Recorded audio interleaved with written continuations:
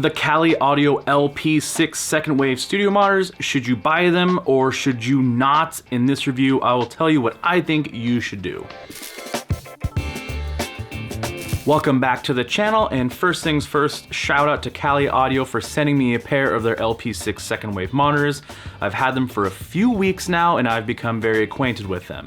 And since I've spent some time with them, what better to do next than a review video? By the end of this video, I'll tell you if I think you should pass on them, think about them, shortlist them, or just go ahead and buy these monitors. And before we get to the meat and potatoes of this review, please like this video, subscribe to the channel. It helps everything grow so much. It allows me to work with awesome brands like Kali Audio.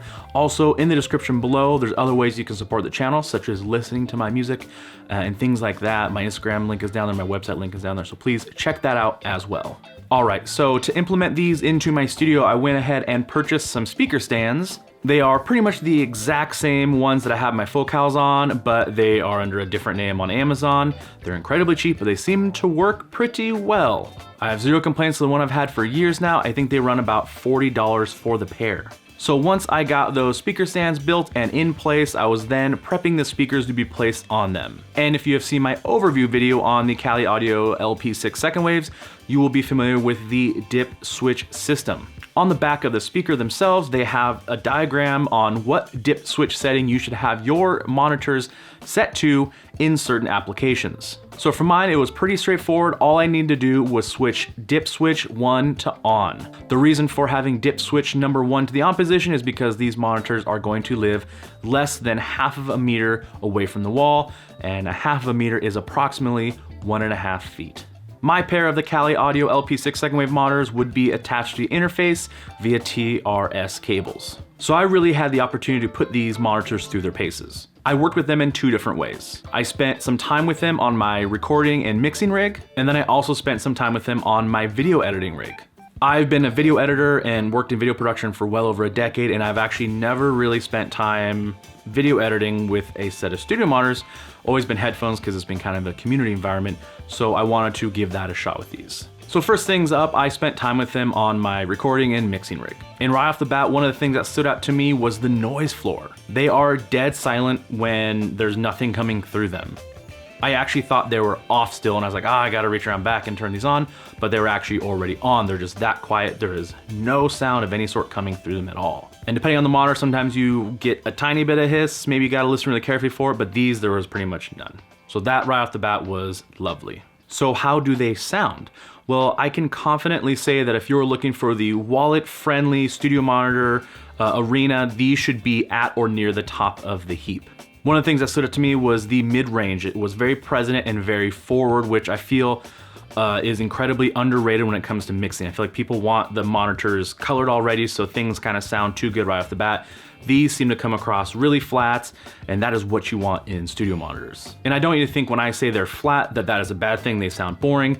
No, you're getting the frequencies shot at you that you need shot at you to actually properly mix. Because there are some studio monitors out there in this price range that you can tell that the mids are not there, and I feel like that can cause two issues in mixing. On the back of the monitor, there actually are dip switches for setting up your high and low, boost and roll off. I left those flat on mine, and with that setting, the lows were decent. They're not bad for the size of monitor. When I paired it with my sub, it rounded out very nicely. But if you're in an apartment situation or you have roommates, these should be totally fine without a sub. Even if you wanted to maybe boost the low end a little bit on the back, that could be a plus.